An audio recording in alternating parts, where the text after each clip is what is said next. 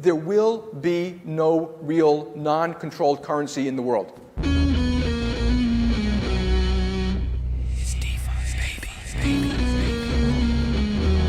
coming for you, Banks. Listening to different podcasts, like in a whole different reality, which they think completely different things about Bitcoin. They have got my money in their banking system. I should be able to access it, right? Apple is live. There's a good number of fucking, pretty smart B-cashers. All right. Hello and welcome back to the Bitcoin Cash podcast, following Bitcoin Cash on its rise to global reserve currency. This is episode number 146, Bugs.cash and Accelerating Development, featuring George Bence. Today is Saturday, the 22nd of March, 2025. I'm your host, Jeremy. Jet is doing the producing, and the price is basically kind of stable. USD $323.30 per 100 megasats, down slightly. One BTC sat buys 260.1 BCH sats, which is down slightly. One ETH buys 614.2 megasats, which is also down slightly. So I guess really we're down slightly. Selene has 849 30-day users, and the Tokenaut TVL is at 21,808 BCH. Our guest today is the creator, programmer, and I guess all-star BCH contributor at Bugs.cash. We'll be hearing all about that in a moment. Welcome to the show, George. How did you get into Bitcoin? Thanks, Jeremy. I think it was 2013, and I was actually I just started working and I got some money, and I was like, how does investments work? Shares and stuff. Maybe I should buy some shares and try buying and selling shares. And then I found out, well, it's a big hassle. You have to pay a lot of money, brokerage fees and things. And then I saw Bitcoin. A friend of mine told me about Bitcoin, and I was like, whoa, okay, this stuff I can just log on to exchange and buy and sell it whenever I want. So I got me some of it just to be able to trade it, and that got me into it. And then I was like, wait a minute, what is this? How does it work? And slowly I kind of realized more and more what it is. And eventually I went to a talk by Antonopoulos. He came to Cape Town, and I went to that show, and I was completely sold, basically. So I started out by trading, basically, and I think that was just after the whole Mt. Gox thing. So there was a lot of talk about Bitcoin is dead, and it's all over and stuff. I got into mining. I think mining was the first thing I got into. After that, I mined some Darkcoin and some Dogecoin. I think Darkcoin later changed to Dash. I think it is the same coin. Yeah. I built a little mining rig with 3 graphics cards and bought a massive fan and blew air onto it. Made a lot of heat. So I did the whole script mining thing. Unfortunately, I sold all the coins. My logic was if you want to speculate. If you want to do a mining operation, which works more like a business, like a farm kind of thing, you need to just mine the most profitable coin, sell it, and then make your profit, and then you can speculate. So I didn't end up holding my coins that I mined. But I did quite a bit of trading, and eventually I wrote a trading bot that I ran on the local exchange. It was called Bitx back then, but it's called Luno now. And I made quite a bit of profit there because there wasn't any other bots doing it yet. So I just like looked up this like exchanges APIs and I wrote a little thing that like pushed in front of everyone with orders, and it worked out the local markup, how much more expensive it is in South Africa compared to overseas. The dollar rand price, and there was always like a markup. So I traded around the markup, just like pushing in front of people, because when it was a small exchange. So if someone wanted to buy, it would push up the price, and if someone wanted to sell, it would push down the price. And I just like traded around means and averages. It's like I think a 5 hour or 8 hour average was like the best back then. But yeah, eventually that dried up. But I made some money there. And I think it was in 2015. Hold up. Because I was like convinced. Just a sec. We've got okay, Jet. Oh, Jet, you're back. That's all good. That's all good. All right, crack on. Yeah, I'm going off on a bit of a tangent here. This is good. Carry on. Okay, cool. Where was I? 2015. So the price started going up a bit, and actually it went up quite a bit back then. But there was still like crazy uncertainty about Bitcoin's future. Mike Hearn wrote that famous article of his, and back then I didn't really understand that much what was going on, but one of the lead developers was very negative about the future of Bitcoin, so much so that he moved on. And I was like, oh wait, I made all this profit. Let me take profit and make sure I'm not going to buy in again and lose it all, because that's typically what happens when you gamble. So I cashed out and bought a plot, but I could have bought like lots of plots now. I could have been but anyway, that's probably the story that most people will tell you, something like, I had all these Bitcoins and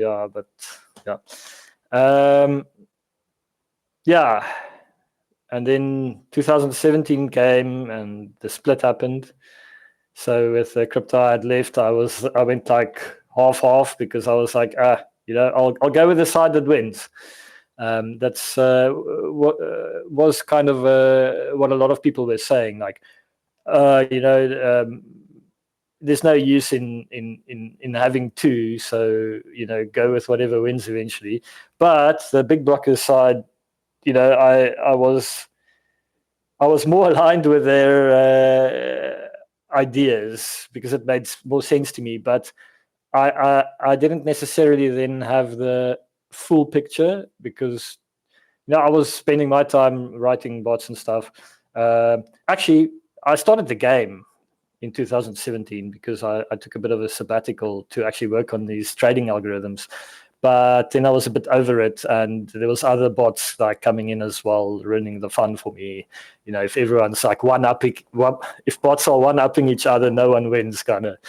It's like in Bugs.cash. If you just kill everyone, no one ends up having the BCH. The monster takes the pot. So where was I? Bit all over the place. So I was working on the game in between, and then with the split, I was like half, and then I moved over to BTC again, and then my sabbatical was over. I went back to work, and then at some point, when Michael Saylor showed up, like with this narrative of, oh no, Bitcoin isn't a digital peer-to-peer digital cash system. It's digital gold. And then I was like, okay.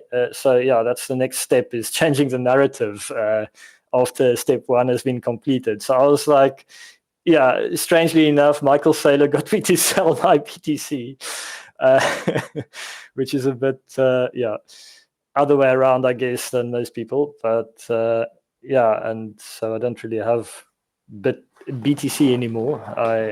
I'm full on in Bitcoin Cash because the main reason is, like, if Bitcoin ever wants to fix their block size limit, which is a limiting factor on Bitcoin, they'd have to hard fork. And Bitcoin Cash is the first hard fork of Bitcoin to do that. And it will always be the first hard fork of Bitcoin to increase the block size cap. So with that logic, Bitcoin Cash to me is the Bitcoin that works. So yeah, and that's it basically. I think that's the story. Then I just started focusing on work again for a few years and left the game. My server got recycled at a point because I didn't pay for it. I did actually take the game live, like an older version of it in 2019. And then I was a bit bummed when the server went down because I would have had to like set up everything again. And then beginning of last year, I decided, you know what, I need to incorporate Bitcoin Cash with this game because the game wasn't originally necessarily aimed at Bitcoin Cash. It was just I want to make a browser game. And then I found Dwellers in a Twitter, what do you call it, space, hosted by Cyphercat. And he was like, yeah, he's into art and stuff, and he also would have wanted to make a game. And I told him about my game, and then we were like, but eventually, like, maybe we should just work together and get this thing going. And yeah, so that got me very motivated, and I put in a lot of effort last year to enable that graphics. It's not like the game is built very much from scratch. Like it's not using some kind of game engine like Unity or so. I'm actually using just some software framework I write in Java that a colleague of mine that I used to work with actually created. So technically, he's actually the other developer in the game. But I've been developing the game. He wrote some libraries to interact with WebGL and to transpile, basically recompile the Java code to JavaScript, because what you have running in your browser is JavaScript. But the advantage of just coding in Java is I can code my backend in Java and my front end in Java. So it's a lot easier to just keep track of in your head when you have these things talking to each other with WebSockets and stuff. And you have the game also plays off in the background on a server. It's like a client-server model, and each person connecting through their browser also has a game playing out in the browser. But their browsers needs to communicate with the server. And the server always knows where everyone actually is, but it sends to all the clients, all the browsers connecting, all the information of all the players in the area and things like that. And okay.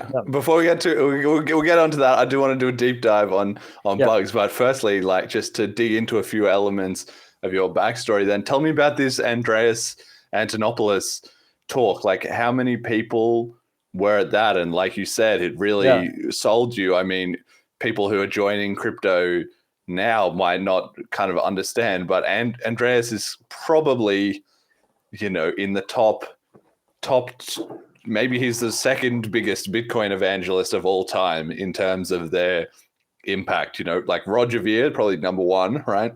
Andreas is probably number two. And then later on, now we have like Saylor is the most known person for shilling it, right? But that's kind of like later. So adjusted for the exponential impact of being earlier, Andreas is probably the second biggest onboarder to Bitcoin ever, but he's been very quiet the last few years. So just give me some reflections. Like, what was it like? Did you meet him and stuff? Did you have any thoughts when he kind of went to the for the BTC option, although he didn't really trash talk BCH too much? Just tell me about Andreas. That's interesting. Yeah. So, that was quite a while back as well. So, but I think there was like maybe 100 or 200 people there or something, or maybe it wasn't even that much. And he's a good speaker, and just had very good analogies and things, and made you realize, this might actually be the future of currency. And It kind of makes sense. I like that idealistic kind of view where, you can cut out the middleman, just the efficiency of it, where money isn't something managed by a central entity, but it's something that everyone can tap into and just exchange value instantly. I think that could actually be, very beneficial to the human race as a whole. Just the efficiency of it. I almost see it as if it's like people build tools to help them, and this might be the next tool in being able to transfer value. And I do think eventually, I think crypto is here to stay, but it might be a long road. Yeah, that's a separate topic. The whole thing of like limited supply and, people jumping in. Once you've got people using it, they gain the most advantage. If a small country or something actually starts using crypto, and then more and more piles on, that actually boosts the countries that started first. So I think it's inevitable. Somewhere there'll be some foothold that just starts growing. But yeah, that was like a side topic again. Back to your question, what was it about? Andreas, so you did that Andreas talk. How many people were there? And then did you think afterwards, like I'm sure you would have followed, his journey, right? He was very vocal, even as the block size war kicked off. He didn't really take a side, he was very kind of cagey. Yeah, I almost didn't mention the stuff, but he did say he'll just go with the side that wins because that makes sense, and then he didn't really mention much further. I guess he wasn't like the only reason I got like I also got colleagues at work, and we used to just like contemplate and think about crypto, and what it could mean and what it is and stuff. So it wasn't the only influence, but it was just something that stood out. If I think back, and yeah, I guess I didn't really follow him much after that. It was just like, spur of the moment thing. Like, oh wait, this crypto speaker guy is here in Cape Town, and I didn't know who he was, and then went to listen, and yeah. Yeah, I mean, then you said about like Mike Hearn as well too, which is also just a super interesting case because he is probably still to this day most famous for his blog post, The Resolution of the Bitcoin Experiment, which he wrote in 2016, essentially when he'd had enough of dealing with the other core developers between him and Gavin trying to get a block size increase basically in the works and they were just stalling it, and then there was all the censorship and the whole community was melting down, and I guess being very involved in the middle of it, it all kind of got to a point where he was like, I've had enough. It's a very good blog post, by the way. I recommend everybody to read it. It's quoted in Hijacking Bitcoin quite extensively, if I remember correctly, but it's a great post. And the funny thing is now it's the same as like with Roger. All these people quote him and say, haha, look at this idiot. He was completely wrong, even though he was basically completely right. If you read all the points that he is making, and if you understand the context of the time that he said them, everything that he said was basically correct. But then people go, oh, haha, this idiot that rage quit Bitcoin and said it would be over. We still have Bitcoin now. 8 years later, haha, he was so wrong. But if you actually understand what he's saying, that's not what he was saying at all. He was saying the Bitcoin that he knew was kind of over, which was also not true because we still have BCH. And I think he would hopefully recognize that it's still alive. But it's just an interesting dynamic, where people reach a personal breaking point, like who knows what other circumstances in his life or whatever it was. Like, it's never been correct to say, it's over, Bitcoin is over, I'm out. It's all done. Like, BCH is still here, the industry is still here. It always finds a way, despite, people's personal opinions along the way, that it didn't go the way, they imagined, right? Yeah, and he might not have said anything about Bitcoin Cash, but Kevin Andreessen did. I think he said something along the lines of BCH is what he knew, is what he started working on in 2009. It is the Bitcoin that which I think says a lot, because he's the guy that Satoshi left the keys to the repo to of the Bitcoin source code. So yeah, we're still here. We're still plugging away. And so I think it's a shame that he then quit. But he was right about almost everything he wrote. And I am just still waiting for. I don't think it's probably even going to happen soon, but maybe in between 3 to 5 years from now, I expect that we'll be getting enough momentum that people like him will finally kind of come back. And then that will just be such a huge boost, because people don't, people are not equal in terms of all the 8 billion people on the planet. There are some people that if they get back into BCH would make a titanic difference, even just on their reputation, but also on their history with Bitcoin and understanding how it works. And, those kind of people who were onto it early and who are very, powerful contributors. I put a lot of stock in the fact that the original Bitcoin community was what made it a success. Perhaps if you'd had a different group of people, they would have fucked it up. Maybe we did fuck it up, but maybe they would have screwed it up more than we did. We wouldn't even have got as far. Maybe the whole thing would have shut down, or maybe there would have been, I don't know, some way that it didn't work out, right? So the influence of bringing those early people back is just titanic. But I expect we have to fix people's trauma, basically. For someone like Mike Hearn, I assume, having not asked him, that he would have to see BCH is still the Bitcoin that he remembers having developed and so forth, but also that it wasn't going to happen again. Like once burnt, twice shy, right? So I think today I was talking on Twitter to Steve Patterson, who was also, he's released Hijacking Bitcoin. I guess he maybe keeps a little bit of an eye on what is happening in BCH now, but he's also in that camp. He was saying, I'm more interested in my philosophy institute that I'm going to do. And so who knows where he's at, right? Which I just feel is a bit of a shame, but I also understand it, because it's very hard to convince someone.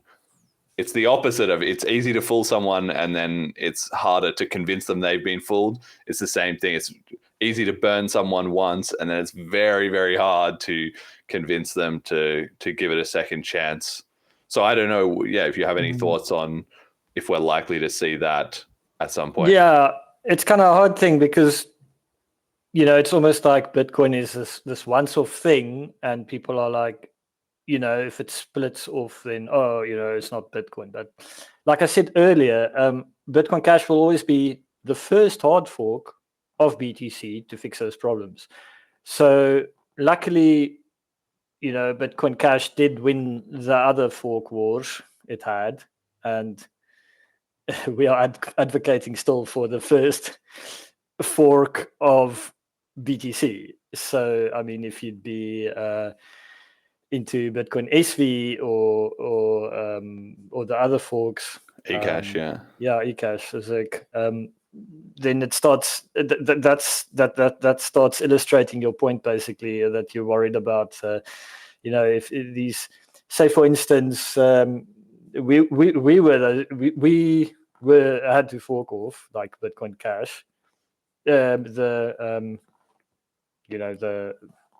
non-mega gigablocks size. Okay, I'm getting a bit ahead of myself, but Bitcoin SV basically went crazy big size on the block size, and the other fork had like payments for the dev, like within the block reward. Yes. So if they forced us to fork off again, then I would have said, this is a lot more bleak. But luckily they didn't. So in that sense, we are still like the first hard fork of BTC to fix the issue.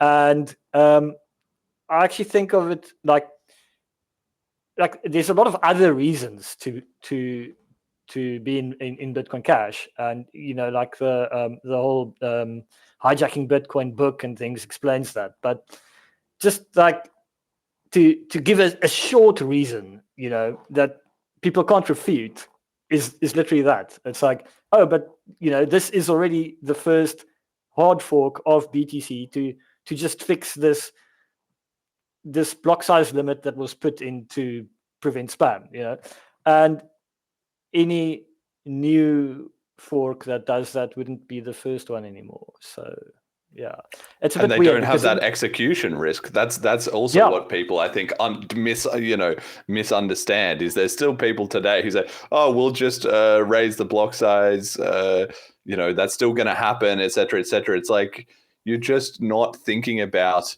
things at the level of sophistication you need to have. It's not about technically, can we change the number? Are the devs good enough? No. It's about this. It's social. It's like, how would you convince all the BTC people, all the ones who don't want it? That by definition, it was a filter. The people who did want bigger blocks already went into BCH, or they left somewhere else. That's it. So you're starting on BCH with the pool of people who were aligned on that same mission. And that's why, okay, maybe it had to happen once, like a kind of purifying fire, basically. Actually, it had to happen 3 times, really. But in a bigger context, you could say, well, maybe it happened thousands of times. Like the community is always changing, right? Some people stay in touch with it. Some people leave. Some people come in. Some new people join. And that's how the project organically develops. But the technology, quote unquote, so to say, that BCH has, that no other community has, is a proven history of surviving through those misalignments that other coins just do not have. The only other coin that has ever had a chain split has been Ethereum, right? That's the only one, ETH and ETH Classic. So ETH Classic are the only other ones besides BCH who have the proof that we could survive being the minority that, kept the original vision alive, right? And I don't know what they've been up to lately, but I don't see them taking over the world. I'm sad to say, but I like their ideology. It's the same as us, right? Yeah, and also, I mean, if you'd be hard forking BTC now, then everyone would be getting these free airdrop coins that they'd just be selling, because that's what Bitcoin Cash had to go through, basically. So yeah, I think it's like you say, it'll be a lot harder second time around. At the split, it was a lot more uncertain than a lot of people realize. So yeah, any hard fork update to Bitcoin now will just have so much less support to start off with. So yeah, I don't know how it's going to work. Yeah, and its chance to convince people is also because, like you say, it was uncertain, but also since that was the first time it had happened, to be fair, ETH Classic had happened earlier, but that was under different circumstances. Since it was the first time it had happened, nobody knew, okay, could BCH come out? Well, it was just going to be BTC, right? But could the big block version be Bitcoin? And it was razor close. Like it was nearly did actually happen. BCH very nearly did actually flip BTC. It was number 2, had loads of momentum.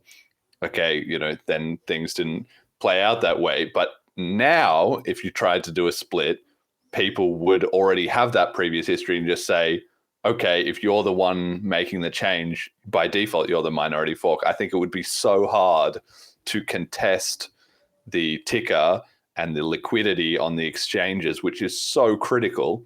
That would be virtually impossible, right? Which is why I think people who are trying to plan to do OpCAD or CTV or any of these things, they really got to think through. Their best strategy is actually to do like a peaceful fork, to set a date, split off, just say we're going to be Bitcoin, Bitcoin 2.0 or whatever, and just go like that.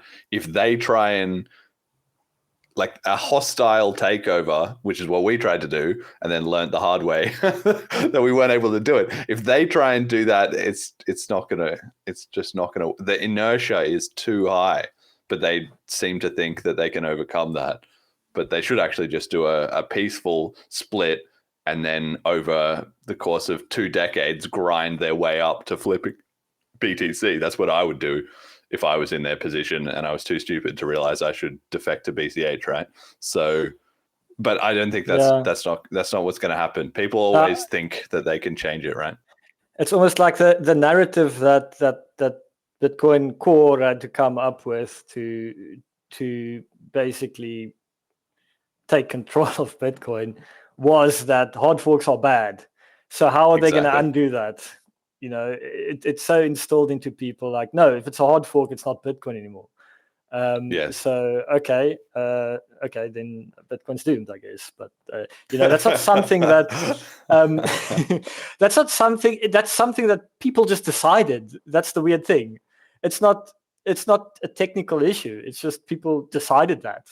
Why did they decide that? Because the censorship they were told some is things the answer. that Exactly. Yeah. The censorship, the authority figures.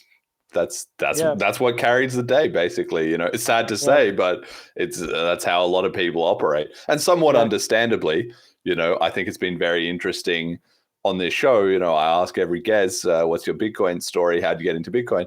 And the amount of answers is a huge range. You know, people come in at different times. They come in with different backgrounds. They come in for different reasons. Some they get involved and stay involved. Some they're kind of in and out. Some are influenced by some people or other people. You can just hear, even on this show, which is already filtered for a more homogenous sample of people who are understanding BCH in the year 2025, you're already getting a huge mix of things. And it really just goes to show why those disinformation attacks were so successful, because people are already starting at a completely big mix of different, you know, opinions and points of view. So if you can fragment that even further, it's just chaos.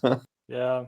No, at the very least, if there's an attempt to hard fork upgrade BTC, some people will say, no, then it's not Bitcoin. And then that would cause people to look into this. Like, oh, but why do you want to do this? Is Bitcoin not perfect? Why is it not perfect? And then it's like, oh, but they've already got the upgrade. It's Bitcoin Cash, you know? So the harder they push for the fork, the better BCH will just do while that fight is happening on the side there, you know, because people are going to be like, you know, okay, but, you know, it's already here. Like, so at least some people will be buying into BCH in a scenario like that. So BCH's price would like at least be stable, but probably go up.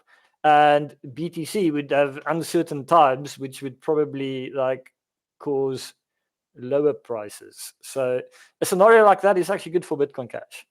Yes. Yeah. I'm really hoping that we've just been watching it play out in slow motion over the last couple of years as people have slowly got a little more antsy and a little more like, now there's even starting to be like, Bitcoin Core sucks. You know, that was against the orthodoxy for a long time, but now NOTS is growing, not massively, but a little bit, because people feel like they're making a sort of protest. I mean, all in on Luke Jr.'s vision for BTC is like probably even worse.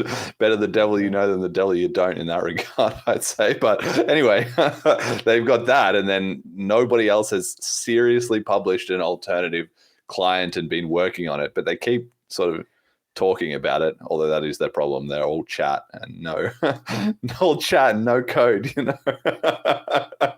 For years and years. Years and years. Okay, all right.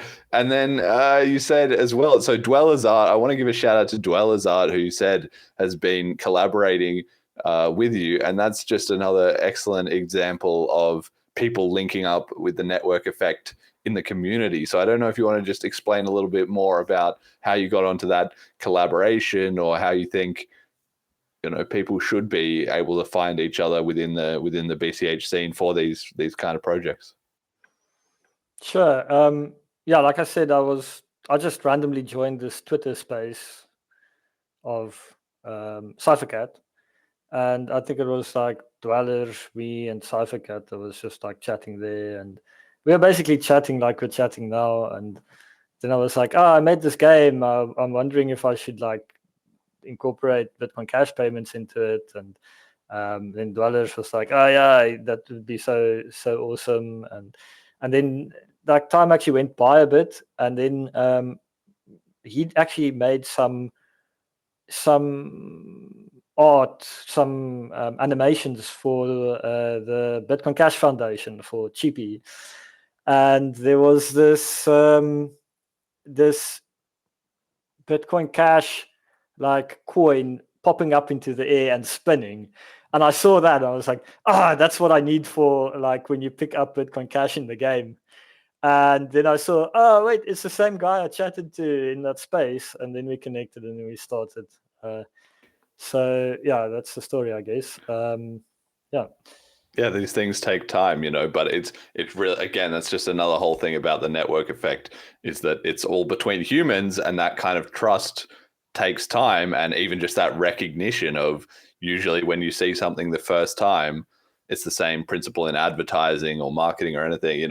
They don't put up those billboards of whatever hamburgers because they think you're going to see that and immediately go and buy a hamburger. No, it's in your mind, and then you see it 3, 5, 10 times on a different screen, different ads, different place. And then when you're hungry and you're walking past the burger place, that's when you go in and buy a burger, right? And it's the same dynamic for trust building up within the BCH community, which is why things are now, which we'll talk about in just a second, really starting to ramp up, because we've now had approaching 4.5 years of stability, which is long enough for that group of people to be more and more connected and have working relationships and so forth, and know, okay, this guy is serious about BCH. He's not just going to vanish next week.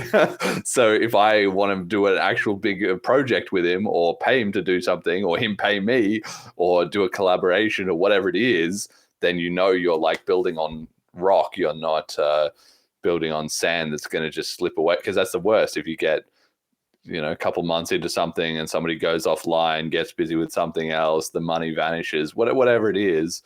Yeah, it's so frustrating and demotivating. But now we're at the point that if you look into it a little bit, or if you're involved, you can easily see who is here and who is consistently putting up good work, and you can just collaborate with them. So tell me about Bugs.cash. So for people who don't know, my brief summary is it's a browser-based multiplayer battle game. Like you said, you built it from scratch. You just go on Bugs.cash and you can try it out yourself. You play as a little green bug and you run around and you can shoot out your like bullets, which I guess come from the nectar, which is the like food, the little honey that you pick up. And then you can spend that on building nests. It's actually quite an involved game, to be honest. It's actually a lot. When you released it in the MVP phase, it already has a lot of different dynamics. And then you can walk around. You have to find other people's nests and destroy their nests, and also their little allied bugs that they can spawn out of their nests as well too. And then from all that, you're trying to pick up the nectar. And then as you're destroying things, you can also earn BCH, because sometimes it gives you a little BCH reward. And then it gets to a certain point where there's the monster. You can do a better job of explaining that than me. And then you all have this big battle with it. And then the game ends. And so it's actually really fun. I recommend everybody should try it out and play it. And hopefully we'll have a Fifth of Gaming tournaments and such coming up at some point too, because that would be awesome.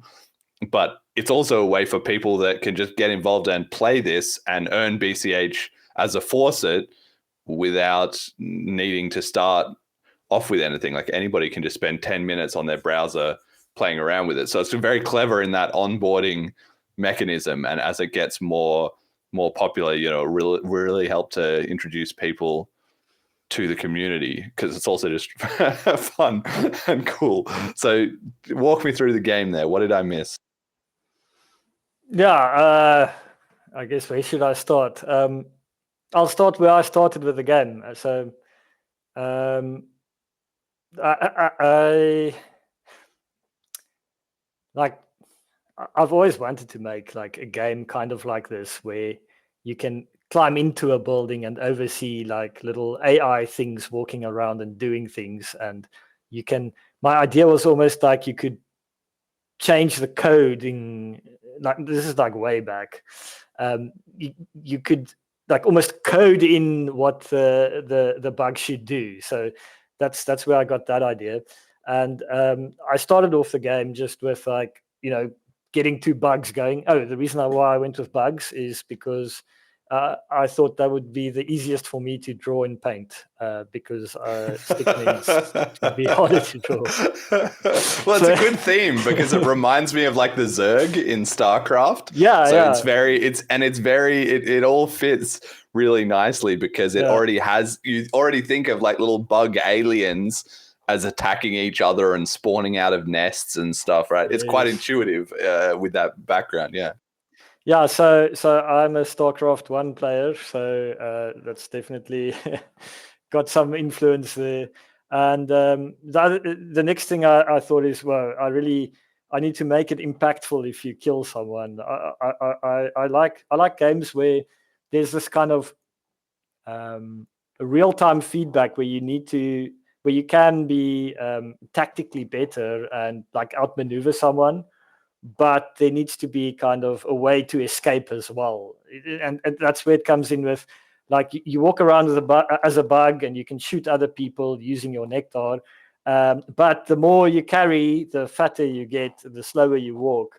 But the more you carry, the more damage you do. So you can always escape a better player by just dropping all your nectar and running away. So I was thinking of those mechanics for very long while starting out, to try and find something that was hopefully like fun to play with multiple ways of playing it. And like I said, I wanted if you die that you like lose, well, originally basically all your stuff, but later I changed it to just lose half of what you have when you die. So there's a risk in dying. And you can build a nest, crawl into a nest, and then let the computer build these underlings for you. This is basically this little minion guys that fight for you, and you can set them to gather. That's the automatic mode that they're on by default. So they bring in more nectar to your nest that you can use to either build more nests or shoot or other people and things.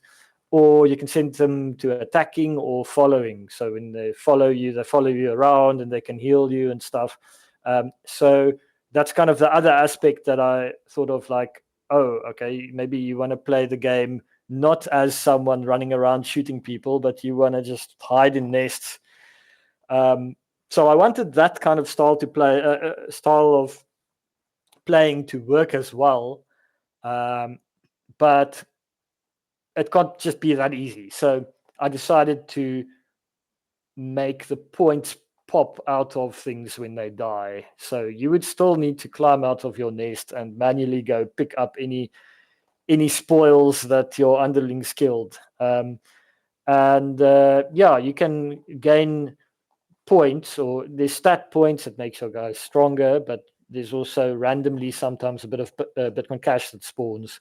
And you can shoot things, kill things for that to pop out of them and then pick that up. Or if you just set your underlings to gathering, eventually they'll pop out of your nest. So you can actually just kind of hide in your nests a bit as well. And like you said, after you've collected 30 of these Bitcoin Cash tokens, they're worth a different amount depending on the game and the payout. But anyway, if you collect 30 of them, it triggers this monster to come, and that just kills everyone. But yeah, it starts off like fairly strong, and it just gets stronger and stronger until basically you die. So there's no end to the monster, and it's quite often. Can you not defeat the monster? I thought it was possible to defeat the monster. You can, but then another one comes. Then monster level 2 comes, and then monster level 3 comes. So you can try and get the highest you can get, and there's a chance for the monster to have a relic. So you have to cash out your BCH before the monster just wrecks you. Yeah, you have to survive for 5 minutes. And the 5 timer minutes, okay. resets when someone kills a monster. So if everyone kills a monster all the time, then this monster is just getting stronger. And once people can't kill it anymore, when it walks over your Bitcoin Cash after it killed you, it actually takes your Bitcoin Cash and then no one gets it. So it's kind of like the house. If you get too greedy, the monster just comes and takes everything. Yeah, because I love, like you said, it's a very unique game, I guess, because you didn't sort of necessarily base it off another game. People, when they make a game, they just clone a better known game, but it has these very unique elements where it starts out as it's kind of like it's not a first person shooter, it's more like a third person shooter where you're running around and you're trying to fight against either the minions, the underlings of the other guys, or you're trying to, like you said, like dog fighting, basically 1v1, where you're trying to outmaneuver them and shoot them until they die and take their BCH. So I like that. And then it also has a kind of chess/civilization element to where you're building up like an RPG, more where you're producing your nests, and then I'm sure there's a lot that can be expanded about that in the future, because also you could build walls or you could build like turrets or different things. So you're kind of trying to play these two different games at the same time, like you said, where you're trying to build up your little civilization, kind of your little colony, your ant colony, your bug colony, and then you're also trying to maneuver out, a 1v1. And then there's also the phase with the monster as well at the end. So it's actually quite interesting to play, because you have these three different phases and you're trying to balance those concerns. So when I first started playing it, it took me a little while to realize it was that complicated.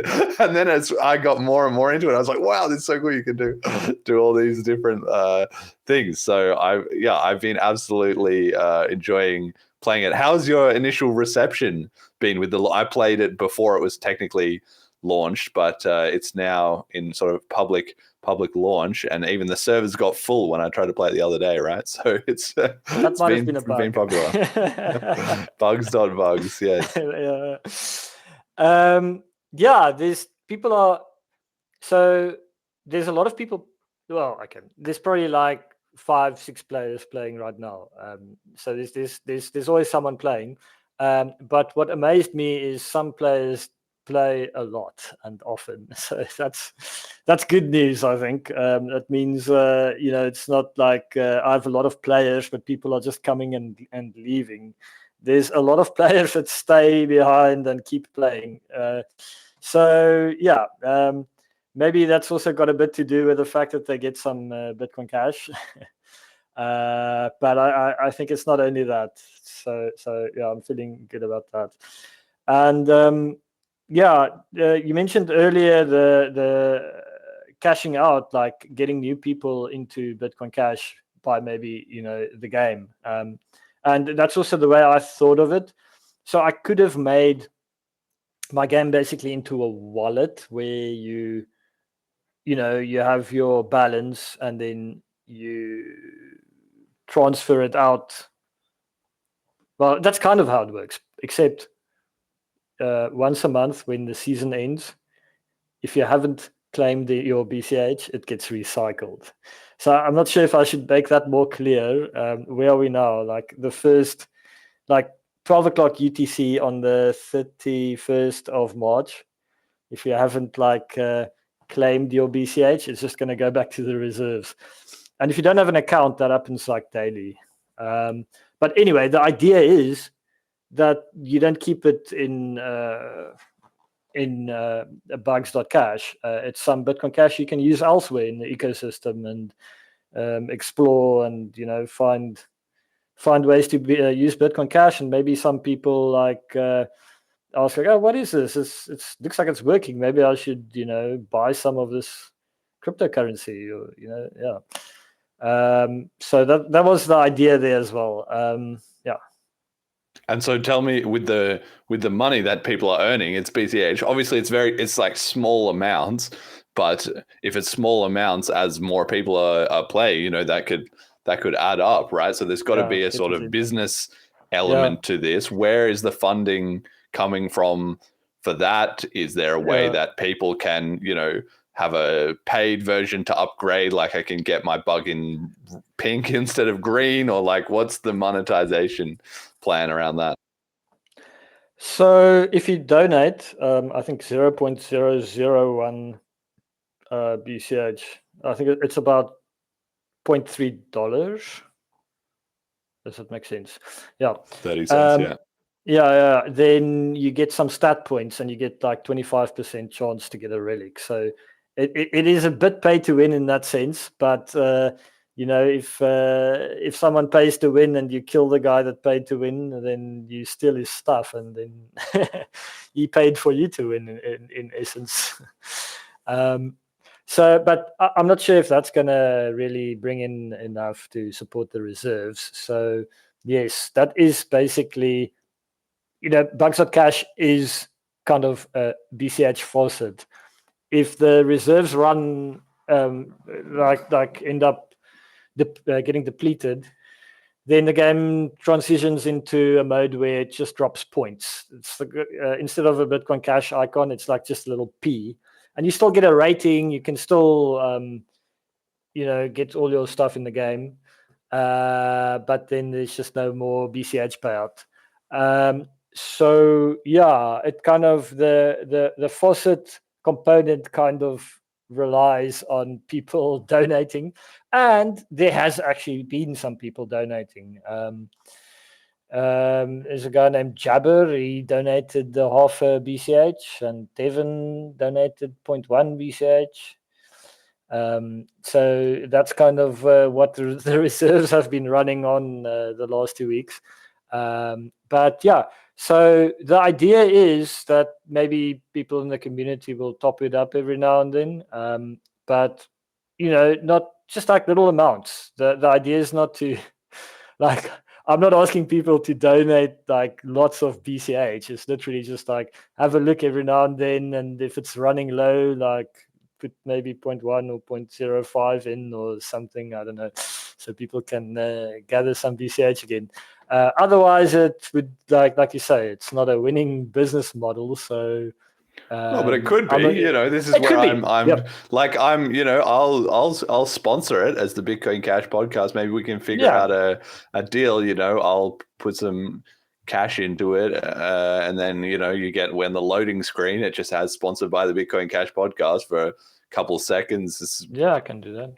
To me, that's a good idea. Maybe I should make a sponsor list, and then if there's people that want to like be more permanent donators or not anonymous, so it can be like advertising as well. Another idea I had for me to make money off of it is maybe separate. I thought if I actually have a lot of people using this game, then I can bring adverts in, but not in a bad way, in a way where if you respawn, maybe it asks you like, do you want to respawn with 10 extra nectar? Then you need to watch this 10-second video or something like that. Or just paying BCH just immediately. Like, you can have respawn in 30 seconds, or you can just send some BCH and then boom, you're straight back. That's another one. Like, I don't have time to wait around to freaking respawn. Well, a lot of people don't realize if you're dying all the time in the game, you can just quit quickly and buy yourself some relics and rejoin and go kill the guys. So it's kind of possible at the moment, but so that's already in. But I just thought like if some people play it, that's not, I've been only really advertising it in the BCH community, but there's like crazy games all these IO games platforms. I'm still fixing some issues in the back end, but eventually I'll like start advertising it there as well. And maybe a lot of people, they don't care about the BCH. Maybe some of them do, but some of them don't. And then they just watch a video, and that also helps sponsor the servers that needs to be paid in the back end and stuff. So it's you and one other guy you said who's making the framework that then you're using to make the game specifically, and then you've got dwellers helping out with some of the artwork. So, and I mean, there's so much room for this as well, too, in terms of you can have different maps. Maybe you could have a pro map that, costs 50 cents to play on, but then, I don't know, it has a cooler design or different features unlocked or something. I mean, I just think this is such an awesome concept because there's play to earn type of gaming is a known thing in crypto. But you have built this all completely from scratch, which I know is a huge effort and it takes a lot of work to do. But it's like we've done with Celine or with the podcast. When you start something yourself and you just do it your own way, it takes ages to get any kind of MVP and initial momentum. But then once you do, the sky is really the limit because you're not as locked in by whatever other tooling you use or whatever somebody else thinks would be good. You can literally just listen to your users and just iterate on that, right? So you don't have necessarily any VC investors telling you what you got to do or anything like that. So I just think the potential here is so high. And the team, though, you've got those three people kind of working on it a little bit. Is there anyone else involved in this, or it's you three? There was someone else that worked on the terrain graphics, like the craters and the rocks and stuff. That's Nikki Sillier. It's all on like the main loading screen, the credits, and the music is Gateway 721. It's not very well known person, but like I just asked him if I can use his music. That was like years ago. And I told him I'm making a game, and he was like, "Oh, no, this is so cool! Someone's going to use my music or something." And then he checked out the game and was very impressed because that was like 6 years ago, and I didn't hear from him again. But anyway, I'm still using his music. No, amazing. And with the actual mechanics of the game, can you give any? I don't know. Do you have any future development plans in that respect, right? Like that's already quite a complicated game, to be honest. I feel like maybe some more like it does help you as you're playing a little bit, but some more tutorials and explainers. That's something like, well, I could do it, or somebody like Paul or CM Works or Pantera, people who are making videos could make a tutorial on Bugs.cash how to play it. Like that would be actually really helpful. I actually also want to make a tutorial as well for claiming through Celine Wallet, just like how to and put that under I've got a witness menu, put all the tutorial kind of things. I definitely have plans for more relics and some other buildings and things eventually. But there's so many ideas. Another idea that I have that I want to work on is with NFTs. That'll still be a while in the future. So my idea is that like every week, for instance, at like a Saturday or something, the monster drops a NFT. Or there's a chance that the monster drops a NFT, but it's going to repeatedly have the chance to drop the NFT until someone actually claims it. And then that's a Bugs.cash NFT that maybe gives you a free relic once a week or free stat points once a week. So the thing is, if you own the relic, you can use it, but you can also sell it to someone else because they know they would be able to use it again at least the next week. That's usually, the thing with NFTs. Yeah. Anyway, so the idea is that it's not something that you can only use once, so it kind of has value, resale value, and maybe that can then be sold on the token market or something. Another idea I had is maybe use something like the honey you get from badgers. Maybe you can get each point of honey is nectar, and you need to burn it to get the nectar. So now we're cooking. The thing with this whole like cash tokens and things, the power in it is being able to kind of have a voucher that's valid on some other platform, and they know it came from that platform, so now they can give you something back. So it's this kind of decentralized tokens, I guess. And but to be able to actually have a use for tokens, first you need something like a game or some service, or like those nano guys had that AI platform, I think, where you can pay for. You need something that people want, or a game or a service that they can actually use the tokens in to actually get a reward. Otherwise, it's just kind of It's just meme coin money gambling, feeding basically. into itself.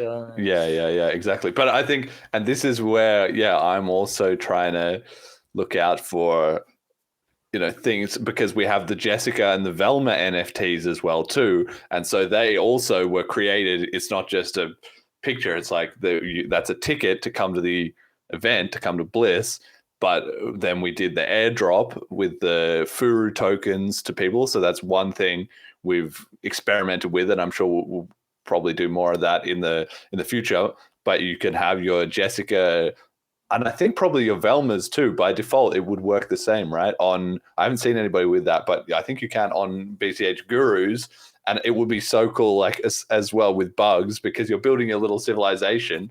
If I could have my wallet connect to my wallet, and then if I had my NFT, I could have like a little flag on my nests or something, or like if I could take over territory and slowly like paint my NFT onto the ground so that everybody knew I was the boss. That would be awesome. That's one of them. That's basically the first thing I'd do once I've got like Cash Connect going.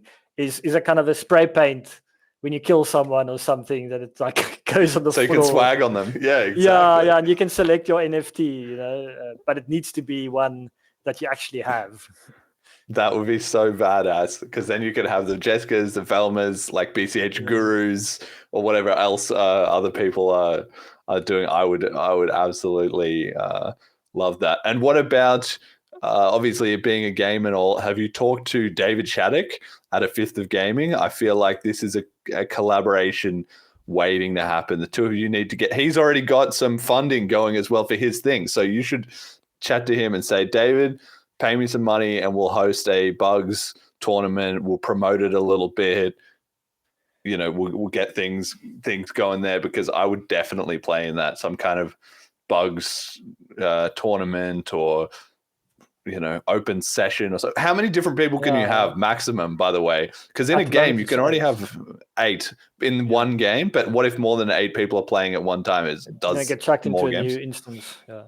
How many instances can you have? Unlimited? Like, I don't know yet, because I haven't pushed the boundaries. So I put in a limit of like 10 instances for now. Okay. I can't remember what the actual limit is. So you can have 80 people at least at one time. That's a lot. Yeah, but I just haven't tested it yet, so I don't know. Is there a reason with 8 people, like in one game, if we made a battle royale with 50 people, but maybe on a different map, a bigger map, is that possible? It's possible, but I'd have to make some coding changes to enable that.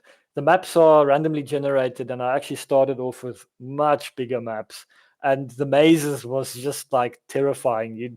When you're not in a nest and you can't see where you're going, you just end up in these dead ends and you need to turn around, and it's like a circle. And that was crazy. And you couldn't really find anyone. And if the monster comes, it's like in a corner. So it didn't really work. But I'm keen on getting a mode like that out there. But it would probably be like a continual game or something where,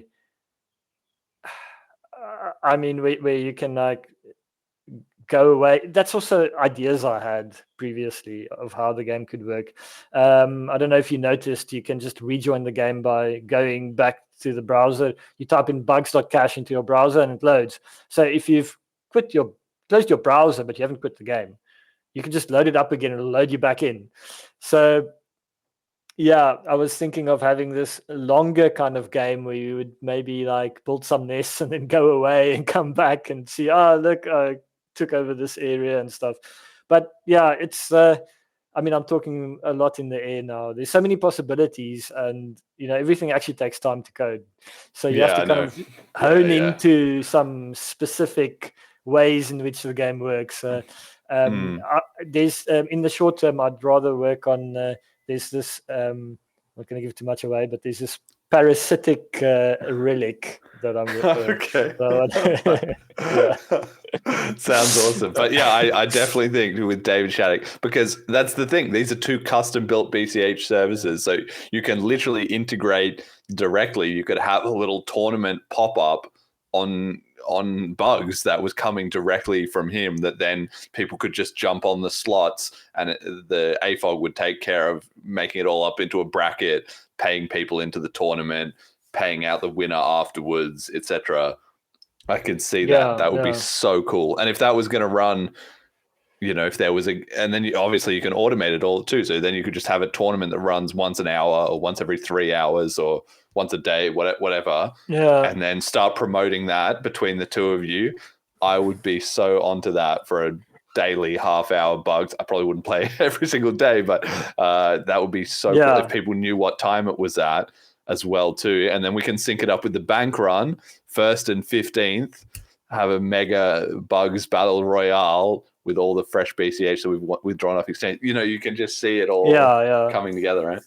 So, yeah, I'm a bit unsure what changes would have to be in Bugs.cash to enable that. Basically nothing, because a Fifth of Gaming is basically like this platform where you can report back and say, oh, this guy won, so he's getting the pot. It distributes Bitcoin Cash to the winners on that separate platform. But I'm already doing that in the game as well. So it's unfortunately a bit clashing in that sense, but you can definitely, create well, you just create a link, where you're requesting from him, create a tournament. He sends you back here the QR codes to the 8 people. You display them one by one. The people pay in, and boom, like there you go. Yeah. Well, we definitely need to chat about that. Maybe I'm so excited. Yeah, maybe some kind of game mode where where you need to join via game code or something. It's like a private game rooms. That's maybe what I need to enable that better. So that some random people don't just come and spoil it for the people actually participating, because that's how Bugs.cash is set up at the moment. It's just like a free for all. Anyone joins into this one thing. So yeah, I'd have to have little game rooms with a code that you can join a specific game, and maybe make it a longer game or something. Yeah, tweak a few more settings, and anyway, I think that's it. Anything more you want to shout out or highlight or something about Bugs before we move on? But obviously, everyone should go try it. Just go on your browser, go right now. You can play it right now while you're listening to the show. Bugs.cash and just try it out on Chrome. Chrome works it's best on Chrome. Yeah. Not that I can think of now.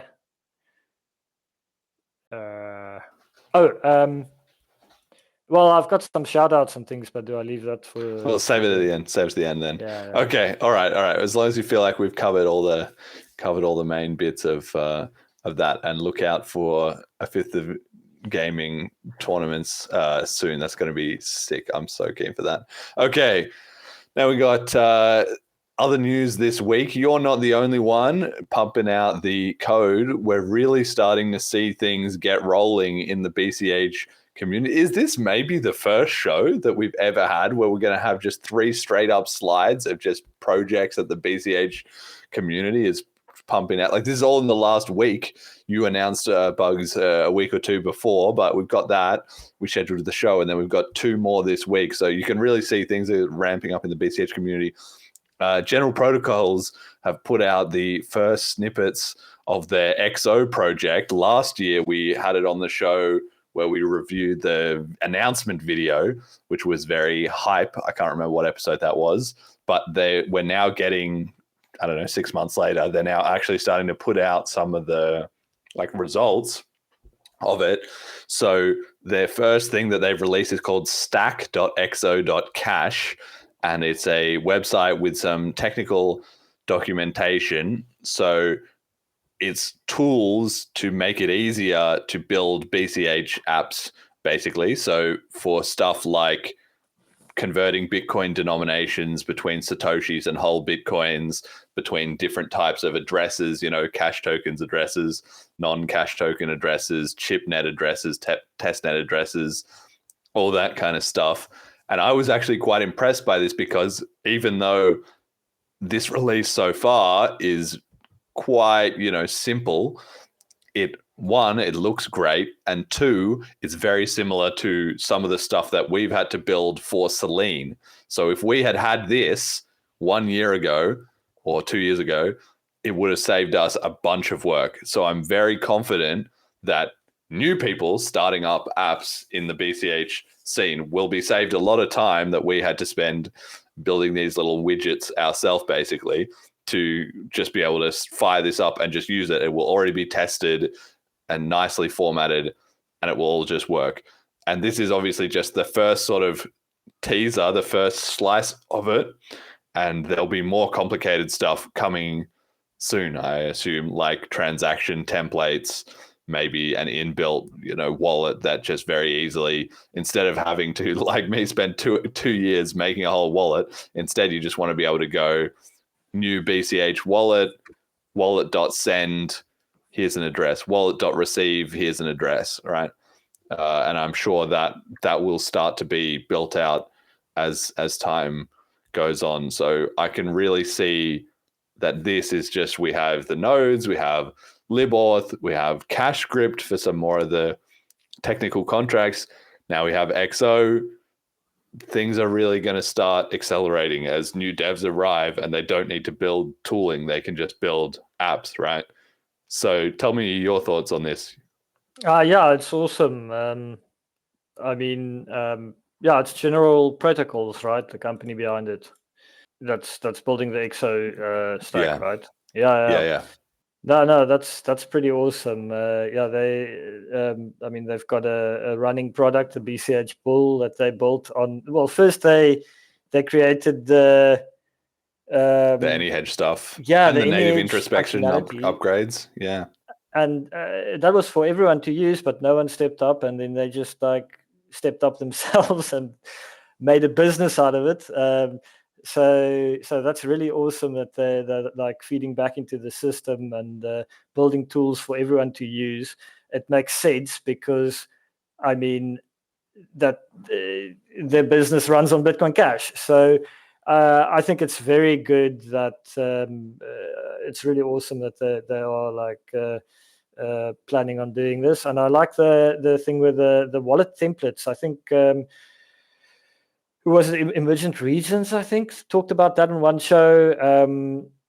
That sounds really awesome. That a wallet can see, can detect the contract and know this contract is a BCH Bull contract, or it's don't worry, it's just a contract to do something on, to verify yourself on Bugs.cash, so that your wallets can actually show to the person using it that the wallet understands the transaction, at least. So it's not some random transaction that you're signing. It is something that the wallet at least sees as legitimate. Knows, yeah. Or knows. It's protecting you. Yeah. And then it can also give you more details about it.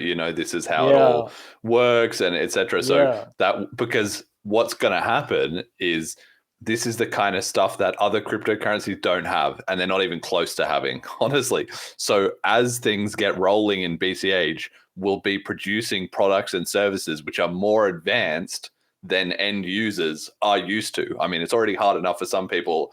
Okay, we're using Bitcoin Cash, and they have all these assumptions about PayPal, and then that's all out the window when they're using Bitcoin Cash, right?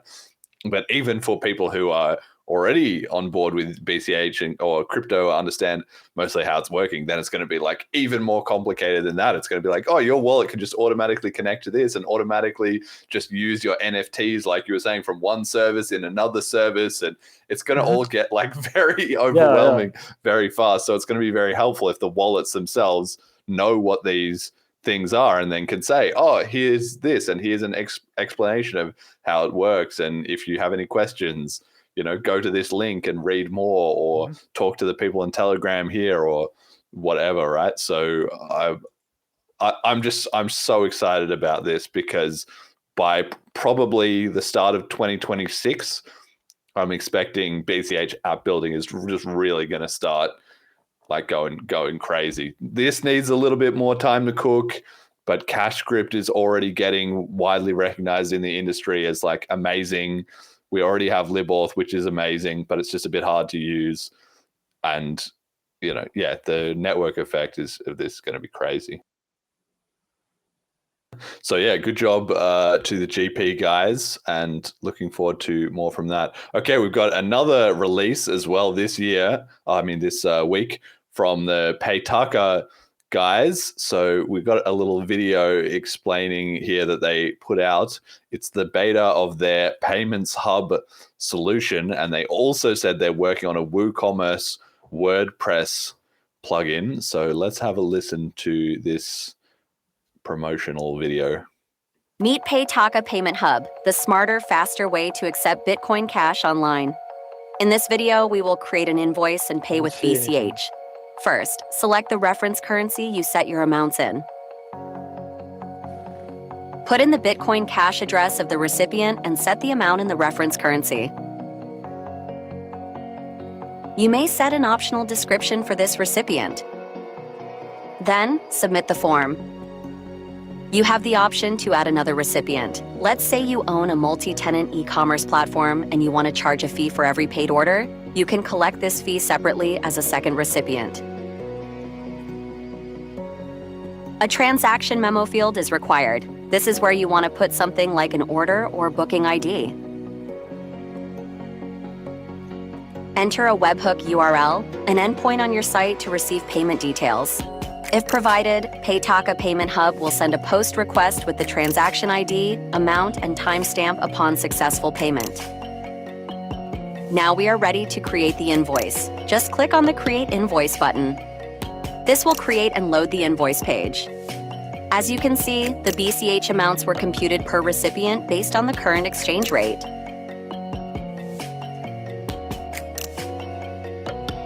The system automatically generates one extra recipient to receive the Paytaca fee.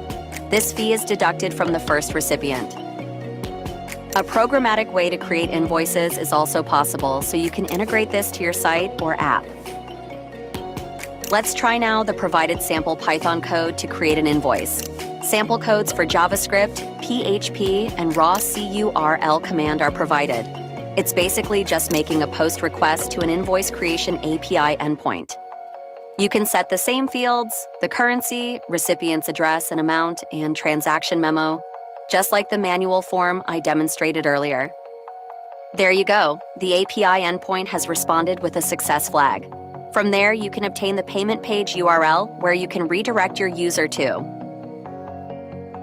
The invoice page, by the way, displays a button on mobile screens that when clicked will open any Bitcoin Cash wallet that recognizes the payment URL. So there, having demonstrated how to create the invoice page manually and programmatically, let's proceed to pay with BCH. Here, I'm using Paytaca app on my phone. I just scan the QR and swipe the button to complete the payment. And we're done. Invoice has been paid. Thank you for listening.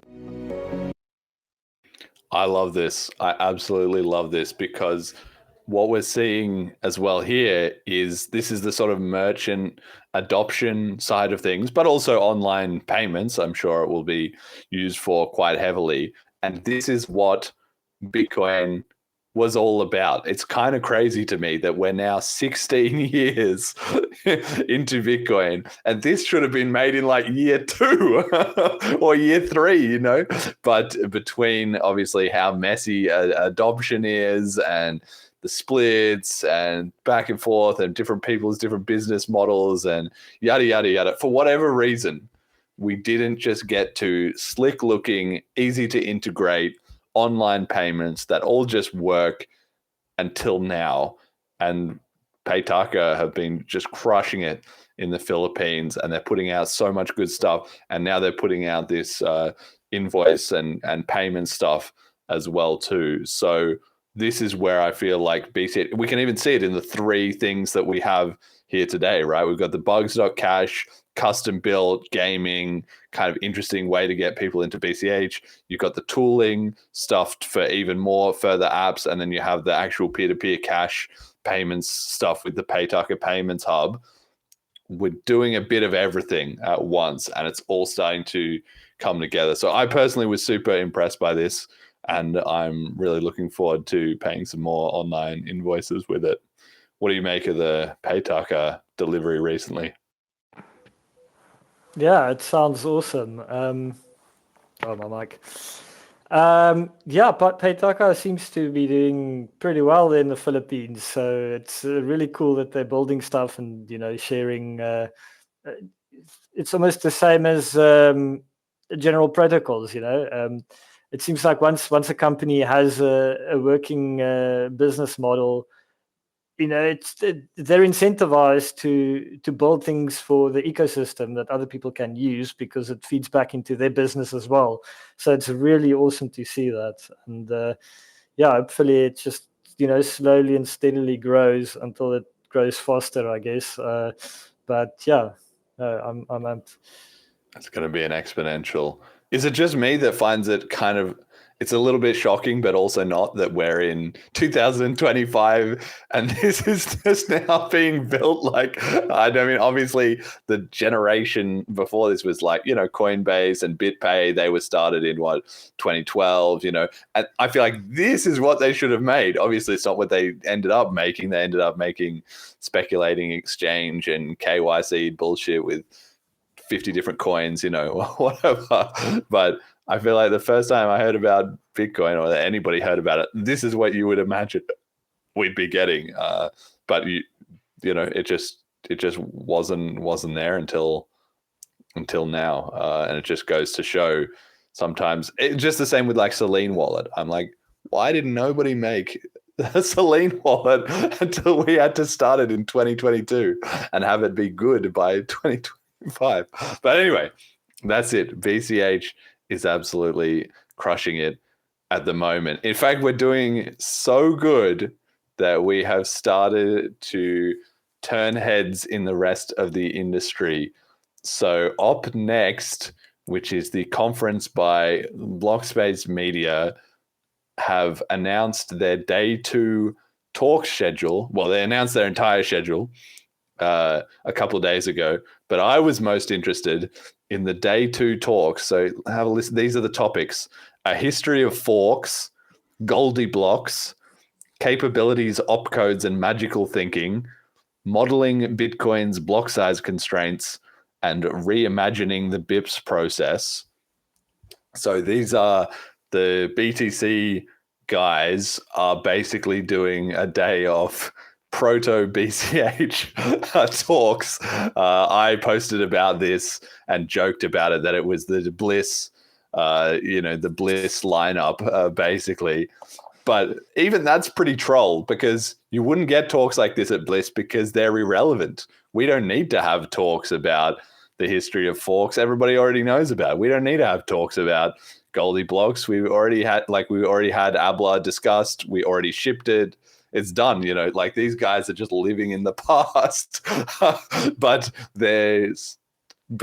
imitation is the most sincere form of flattery, right? So it'll be very interesting to see in the VODs whether they explicitly say, oh, wait, we've been looking into the BCH guys and they've been doing all this kind of stuff, whether they acknowledge. I don't think that's likely.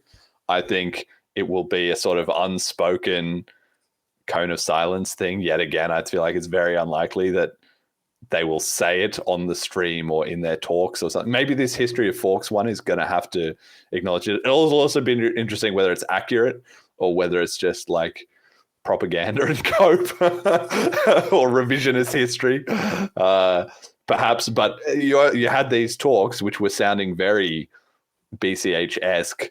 And then on top of that, they had some more talks about how layer 2s were kind of limited and reaching the end, and finishing the day with where to next. So clearly it seems like the more progressive part of the BTC community, the non-ossifiers, the non-laser-eyes, the ones who want to do covenants and so forth, they are very, very strongly starting to trend in the direction of BCH without admitting that that's what they're doing. What do you make of this, George? Did this make you laugh like it did me? Yeah, I don't really follow the BTC guys as much. The guys that's trying to make changes on Bitcoin happen, like the opcat and all that stuff. But I hear of some of it like through your show and on Twitter and things. But yeah, you're right. Like Goldie blocks, that sounds very big blocker kind of topic. How are they gonna? Unless the idea of Goldie blocks is like limiting the block size even further to like 300 kilobytes. I don't know. So I don't know too much about that. That's probably, like you say, a subset of BTC guys trying to actually build on BTC, and they're having the same issues that the big blockers had, and that's why the big blockers had to fork off. So I'm guessing they're just gonna run into walls. But do you get the sense, for me, it's been so fascinating to watch. It's not unexpected exactly, because I knew exactly how it would play out, but it's just so interesting that at the time that I started this show, and still to this day, occasionally you have the odd person, BCH is dead, these shitcoiners, blah, blah, blah, it's all useless, the prices crash, you're idiots, you don't know anything, you just failed everything, you're all incompetent, etc., right? And then year by year by year, we've seen more and more like, wait a second, these guys were maybe onto something. And as the BCH scene ramps up, like success speaks louder than anything, right? We're producing all this good tooling. We're producing all these useful apps. The wallets are getting better. The community is growing, right? Our events are getting bigger. We've got cooler and cooler stuff that they have to be watching. They are definitely watching that and saying, oh shit, why don't we have that? And then as soon as you ask that, the real answer is they have to go back to the history and dig through all the propaganda and lies that they were told, believed, promoted themselves, basically.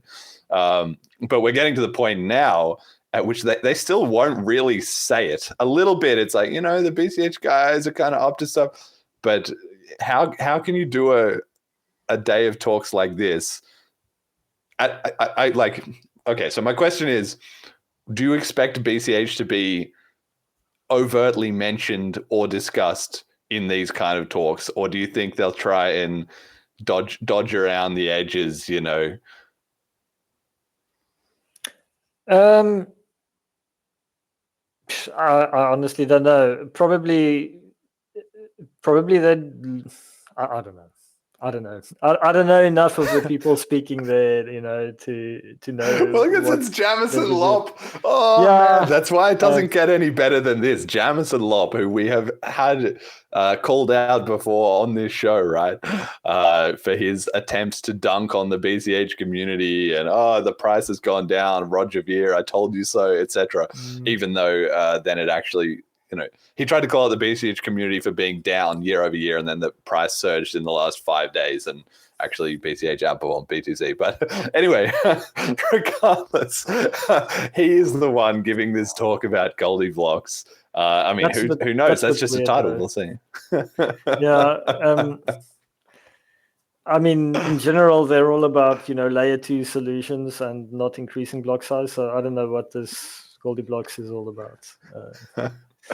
Jet, what do you think? Do you have a prediction? Are we going to see BCH get mentioned, or is it going to be skirted around? Is somebody going to get a question in like, so have you looked into what the BCH guys are doing? I think that if BCH does get mentioned, it'll probably be from someone like Reardon Code.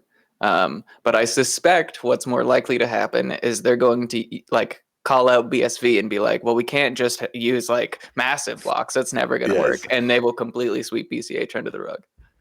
Yeah, the classic. And I wrote an FAQ about that specifically as well this week, because just it's so funny to me still that BSV and BCH split in 2018. It wasn't even that long. It was between August of 2017 and November 2018. So 15 months, which in the grand scheme of things is relatively short period, that the BCH and BSV community were kind of in this group together until they figured it out, right? So it's now been 7 years at least 6.5, 7 years since BSV was at all involved in what's going on in BCH, but they still love to pretend like there's no difference, or that the nonsense and crazy stuff, the Craig Wright stuff, etc., they all still want to conflate it. You know what's I think is funny about all this? Like, I remember when the fork happened, people would always be like, oh, it's like a toxic relationship. Like, people just have to leave. And I feel like maybe, we were a little emotional in the first relationship, but now we've cleaned up our act. We've got a good paying job. We've got all these like supportive circles. Our friends and family are all doing good. Like, we're a catch right now. Yeah, exactly. Well, come and join us, guys, anytime. You can have talks about the history of forks in Goldie. But that's as well why it's just so ironic is I feel like the morale of the BCH community is obviously just skyrocketing at this point, because there's no greater vindication than imitation, right? They're trying to do what we're doing, or at least we'll see in these. And it's not even just the block size stuff as well, too. It's like the op codes and the tooling and everything else. Anyway, so they're going to be having this talk and trying to sort it out, or this conference and trying to sort it out amongst themselves. But then the irony is it's still not enough. Even if they somehow figure this all out, which they're not going to do, there's going to be more delays. There's going to be more disruption. Even if they can all get on the same page, which they've sucked at, then how are they going to convince all the ossifiers to go along with this? There's just layer after layer after layer problem. Then they have to undo all the like Taproot stuff. They can't even just lift our work because they've fucked up their chain with Segwit and Taproot, which we told them was terrible. But like, it's just disaster after disaster after disaster. But even if you credit them all of that, it's like this is like a BLISS lineup from 2020 or 2021, which BLISS didn't exist at that time. But BCH is now, in 2025, planning out 2026, 2027. It's just anyway, it's just amusing, obviously. But it's like, at what point does the dam break? At what point do the first people just start switching sides and saying we got it wrong? How much longer can they keep coping and pretending? It's all got to do with the price. If the price starts going up, more people will switch, and which will cause more people to switch. That's literally the only thing. So yeah, as long as the price is low, it's gonna be like this. True, very, very, very true. But something's got to trigger that. Then Yeah, there has to be some. Well, that's why I keep saying, like, we just need one killer app or one viral thing or something. Mm-hmm. Just, it's all going in the right direction. But I think in 20 years' time, when they're writing the history books, it'll be like, and then so-and-so launched and suddenly, boom, that was a banger. And then everyone converted and pretended that they hadn't been against BCH the whole time, right? Yeah, no, I looking at agree. It's you need a lot more to actually be happening for people to notice, because the negative effect of the price is so big. But once that does start turning because of actual, fundamental building and usefulness, things will just like change very quickly, I think. But yeah, I mean, above, like another component on top of all of this is just like the general crypto scene. Like if crypto is at the start of a bull market or at the end of a bull market, so there's lots of factors involved as well with where things go. Maybe something happens and all of crypto crashes now, and then maybe after, maybe that's a trigger, but not immediately. Maybe after that, maybe the opposite happens. Maybe crypto just like steadily goes up, but then people start realizing, stuff building on Bitcoin Cash is actually, working. And then, so yeah, there's multiple scenarios. Don't know which one is going to happen, but like I said, I guess I'm betting on the long-term long term on Bitcoin Cash. Yeah. But I feel like we're getting to the point that you don't really have to be betting on the long term. You can be betting on the medium term at this point, okay? Yeah. 4 years That's what I've ago, been 5 years thinking as ago. well. It's just time just goes by. Yeah, but like 5 years ago, 4 years ago, you had to have quite a bit of faith. You had to think, okay, that was cash tokens was just a pipe dream. That's 100% Nobody true. had thought of ABLA, the VM limits, all those upgrades hadn't happened. XCC had split off. There's plenty of ability to say, oh, well, maybe there'll be more splits. Maybe, maybe things will keep declining.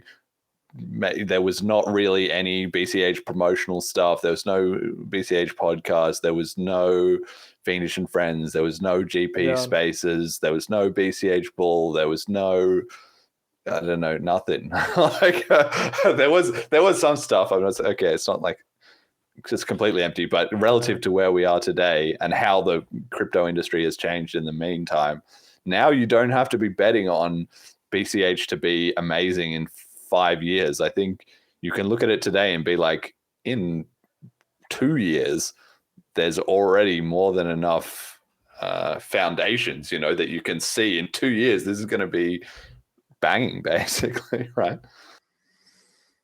Yeah. I think like all the crazy things you can actually do with cash tokens and smart contracts on a UTXO chain that scales. I mean, there's a lot of stuff that can be built, and it takes time to build things. So yeah, I'm definitely positive, but I think it. Oh, I don't know. Still there's needs a while multiple to scenarios. cook. Yeah. There's it's going to take a time for these to unlock the true potential. Will take a lot more time, I think. Just because companies take time to get started. Like we need more things like general protocols, more companies like that, or like Paytaca. Yeah. Once you get more and more of those, and they start feeding into themselves and hiring devs to actually build these stuff, that's also like on a logarithmic scale gonna build up momentum, and I think that's still gonna take more time. But that's not being said that in the short term the narrative might change. So there's two separate things. But yeah, I don't know. Feeling good. I don't know. Trying to guess the future is very hard. Like I really don't know. It might very well be like you wake up one morning and it's just like, oh, okay, the price is now 10 times higher because some Elon Musk or something said something about Bitcoin Cash. No, not Elon Musk, but some big corporate company says, oh no, they're going to use Bitcoin Cash as an underlying system to keep track of payments, of decentralized payments, and then it's just like 10x. Yeah, you never know who's watching, or even like BCH ETF. Litecoin got some big pumps out of that as well. Rumored to be the ETF or whatever, and that hasn't really come around to BCH yet, but it will. You never really know who's watching, right? That's the whole point. Is we're just building in public and just doing a good job day after day after day. Like I say, people don't notice that you're there; they notice that you're still there, right? And it's starting to get to that kind of stage. Like BCH is still there. In fact, it's so still there that it's now clearly front running everything that the BTC guys, the more switched on ones, are trying to do, even if they won't admit it. That's where I feel it's more of a, you say the price, you're right about the price, but I feel like the price matters to all the people in the broader crypto scene, right? Because they're not paying attention. All those speculator channels and they're not paying attention. But these BTC guys, it's ego. It's nothing to do with the price. They can still hold their BTC if they're worried about the BCH price, but they just won't say it out loud. Like, well, we saw it a little bit with Vlad and Paul Storts. They were starting to be like, oh, man, is this what these guys are doing? Anyway, that's enough of that. So if you want to be at a conference that's like several years outdated of what's happening in BCH, you can check out Op Next. And if you want to be at the future of cryptocurrency, Bitcoin, etc., you can come to BLISS in Slovenia, 13th, 15th May. Like I've been shilling every show. We're doing pretty good on ticket sales. It's looking good at the moment. You're going to be there, right? You told me before the show. I'm planning on being there. Still need to buy airplane tickets and plan all of it and stuff. Time's running out a bit, so I need to get going with that. Yeah. It sounds really exciting. Sounds like a nice country to visit as well.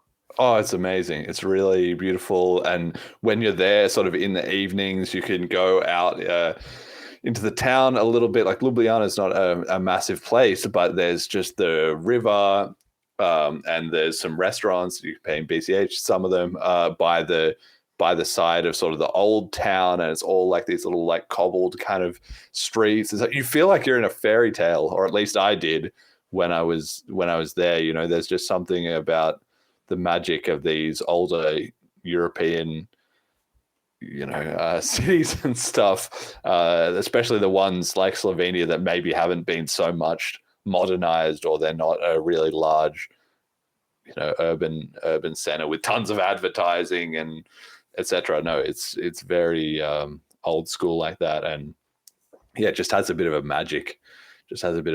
About it. So yeah, I really recommend, obviously, everyone to come, and I'm looking forward to seeing you there. It will be great. I think the amount of stuff that we had come out of last year was also like a lot of different collaborations happened, and things just behind the scenes, people linking up to do different stuff. A lot of the ideas that were discussed there, we're now starting to see kind of come to fruition, and it's only going to ramp up faster and faster year on year. So anyway, all that is to say, yeah, go to BLISS.cash, buy your ticket, and get involved. Okay, community comment of the week is from Elon Musk, who was digging up some magic money computers in the US government. Let's have a listen to what he had to say. Me about is one of the things you told me about is what you call magic money computers at the Treasury. So tell us about it, because I never heard of that until you brought that up. Okay, so you may think that that the government computers like all talk to each other, they synchronize, they add up what funds are going somewhere, and it's it's coherent. There's and that the numbers, for example, that you're presented as a senator, are actually the real numbers. One would think. No, they're not. Yeah. Okay. I mean, they're not totally wrong, but they're probably off by 5% or 10% in some cases. So I call a magic money computer any computer which can just make money out of thin air. That's magic money. So how does that work? It just issues payments. And you said there's something like 11 of these computers at Treasury that are sending out trillions in payments? They're mostly at Treasury. Some are, but there's some at HHS, there's one or two at State, there's some at DOD. I think we found now 14 magic money computers. 14, okay. They just send money out of nothing. So there you have it. This is all obviously good news for not only BCH, but just the general awareness of the world is slowly waking up. I mean, it's crazy. You think 5 or 10 years ago, you could barely get somebody to talk about inflation. What's inflation? I don't know about that. 2%, blah, blah, blah. The Economist. It was all this mystical woo-woo stuff that happened up on a mountain. So trying to explain to somebody that, Bitcoin was going to be the future because it had an actual limited supply and you weren't going to get endlessly scammed by the Federal Reserve System. They were just like, what are you talking about? What planet are you on? But we've come so far in terms of, obviously, with the influence of cryptocurrency, but with the world in general and the recent Doge audits as well, too, that people are like, wait, where does all this money come from? Who's the one who gets to create it? And what do they spend it on? And how does that impact everyone else with rising prices through inflation? This is just great stuff to see, and that's also why I'm so bullish on the second half of this decade, right? Because people are just going to flood into crypto as the problem keeps getting worse with inflation, which it's going to keep happening, right? Yeah, I think crypto is here to stay. Like, It's just some don't know in what form yet. Well, I'm betting on BitcoinCash, but okay, we do, but trying to imagine the future and how it would work. But yeah, it's just like, even like anyone paying someone, why, if you have the choice, would you go through the system that is manipulated if you had an alternative? So just with that logic, because crypto is cheaper and less risky, it's not gonna, well, depends if the price go, if it once it stabilizes in the future, like I think some crypto payments is going to be the future of payments. Even if you look at something like AI, if you just tell AI, oh, okay, build something that transfers value, mine stuff on some asteroid and sell it to Earth, I don't know, whatever. It would probably try and look for a payment system that works, that it could integrate with, and what would it use? Probably crypto. So yeah. Are you seeing that element of people waking up though to the broader issues around money and all that kind of thing? Do you notice that in comparison to when starting with Bitcoin in 2013? It's not like talking to a brick wall about all this stuff anymore. I don't know. I don't really think of it like that, but I think more of the OG people that were involved with Bitcoin actually understood that better than the people like involved with crypto now. So yes, on average, but like the scene has changed, the crowd has changed. So crypto in general has become something that it didn't start out as. And I am bullish on Bitcoin Cash to eventually bring it back to what it was intended for once all this crazy, just random casino pumping gets depleted. I mean, we've had the presidents shill their coins now. What's next? How is this pump and dump crypto culture going to reach its next level of investors to scam and rug and I don't know. So I think eventually we'll get there. But like I said, I don't know if there's just first going to be like an implosion of crypto and then something comes up. You can't really, I don't know. I always sound a bit negative because I guess I try and be realistic. I don't know what's going to happen in the future. Maybe crypto just plugs along and eventually the crappier projects gets less and the actual ones like start shining. Maybe everyone gives up on crypto and it just like starts, Bitcoin goes like down by 90% or something and everyone's like, no, crypto's dead. And then in that scenario, it might take longer for things to recover. But yeah. So how's it going to get scammy? How's it going to get even more scammy? I've got the answer for you right here. Meme of the week. It comes in 3 parts, okay? Part 1. Unusual Whales tweeted, DoorDash and Klarna have signed a deal where customers can choose to pay for food deliveries in interest-free installments.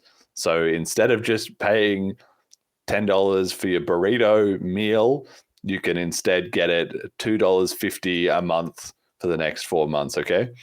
Now, the reaction to this, which was a pretty common take from Bucco Capital, is, why stop here? Hear me out. A single buy now, pay later contract for a burrito is incredibly risky. Anyone willing to pay for a burrito in installments can't be trusted to pay their debt. But what if we pulled the payments together? The risk would go away, end quote. So this is a troll for people who don't really know the context of the mortgage bonds in America, the subprime mortgages that led to the housing crisis. The idea was, if we just get a lot of people who are not really able to pay their mortgage and they're a bit risky, if we just put them all in a big stew or a CDO, then problem solved, which it was until the whole system kind of blew up in the end, right? So if you want to see more about this, you can watch the movie The Big Short, which I highly recommend, probably top 10 movies I've ever seen in my life. Fantastic movie, although it is right up my alley. But I think everyone can enjoy it. All the actors do a great job. It has Christian Bale, Steve Carell, Ryan Gosling, some other like famous guys in it. It's great. It's really, really good. And then the part 3 of this, then the actual meme part is referencing again The Big Short, and it's from Jake Tropoulos, who said, quote, "What do you mean your orders? We're talking about one DoorDash order, aren't we?" And then second quote, "I had 3, a burger from Five Guys, fries from McDonald's, and a 20-ounce Slurpee from 7-Eleven. And then it's screenshots of Steve Carell in the scene where he goes and talks to a stripper who tells him that she has 5 houses and a condo. And he's like getting this lap dance, which he kind of doesn't actually want to be receiving, while discovering that this naive stripper has been propping up the housing bubble that is going to blow up the entire financial system. It's a fantastic scene in a fantastic movie, and if you know that movie, you'll get it. But this is just really kind of driving the point home. As with all comedy, it's really just making a small thing to the extreme, ridiculous. But that's what it's going to be, right? This is the next scam. If the average person is now in a situation where they can't afford to just straight up buy a burrito, they need to package it out in installments so that predatory food companies can prey on people who are struggling with their cost of living as inflation just destroys their life. This is crazy, isn't it? This is the exact conditions for another kind of financial meltdown, right? Mm-hmm. Yeah, I guess I don't have too much to add, but yeah. Have you seen The Big Short? I think I watched part of it, so I didn't watch the whole thing, I think. But yeah, it always looks, I don't know, it gets crazier and crazier until everything just falls apart in the end.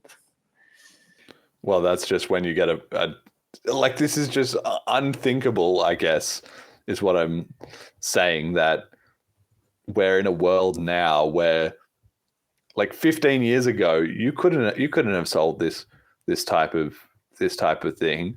There was the great financial crisis, which just created a lot of resentment among the population, but it also created a sense that, the average person doesn't really know what they're doing, right? They can't be trusted with their own money and their own financial situation, So there was just more consolidation into the banks and the governments.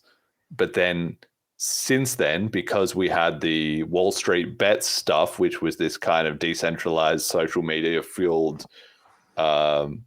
financial activism, then it's kind of like, plus the rise of crypto, it's kind of put finance a little bit more back in the hands of the people. Although as the situation has got worse, like, you couldn't have pitched this kind of multi-installment financialized products for takeaway food 15 years ago. It wouldn't have flown on so many levels. They would have been like, the average person is not going to understand multi-payments for their burrito. It's so pointless. Why can't they just pay for the burrito? I don't know. Jet, what do you make of this, right? This is just crazy that this is where the world is getting to, right? Yeah, but this is already like building off of craziness, right? If you said 10 years ago, that, well, maybe not 10 years ago, let's say 15, that you could get personal taxis for each and every piece of junk food item that you want delivered to your house, right? I saw a meme probably a month or two ago that was like, is inflation really that bad, or are you getting a personal taxi for your $5 burrito again? I feel like this is building on that. But I mean, it's a weird way of saying it though, right? Because it's like, as time improves and since technology is on an exponential, people's lives should be getting better. So the argument that your life is better than it was, therefore inflation is not a problem, is kind of a simplistic way of looking at it, because it's like, no, your life should be better than it used to be. The question is how much? Is it only a little bit better because you're getting wrecked by inflation? Or is it a lot better because, well, it's not a lot better. Basically, people are like, have we really made things better despite all this technology? Yeah, I don't mean to minimize the fundamental problem, but I think like the problem is people's awareness of a situation, right? Like, well, not entirely, but in a lot of the, like if you're, I don't know. I know people that have a higher income than me that complain about budgeting groceries. And it's like, you're budgeting wrong then. Like something, your priorities are out of whack.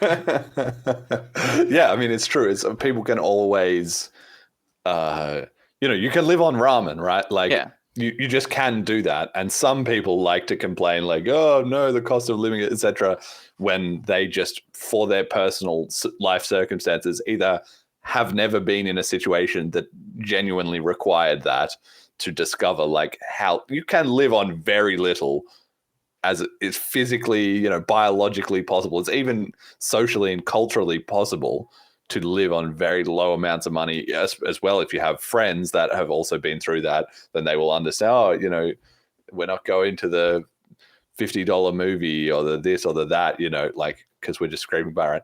If you've been in that situation or you have friends in that situation or anything, you know what I'm talking about. So some people are just whinging about inflation with a bit disconnected, a bit privileged, right? But this kind of product, right?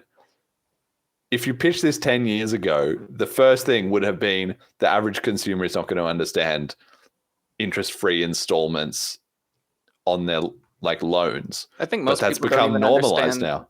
That their credit's not their money, right? Like they're just like, oh, I have access to this money and I can do whatever I want. Just spend whatever. Yeah.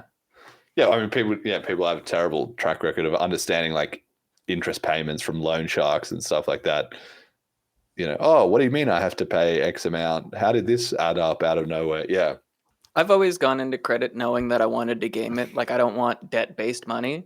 But just the idea to me that like I would ever pay interest is insane.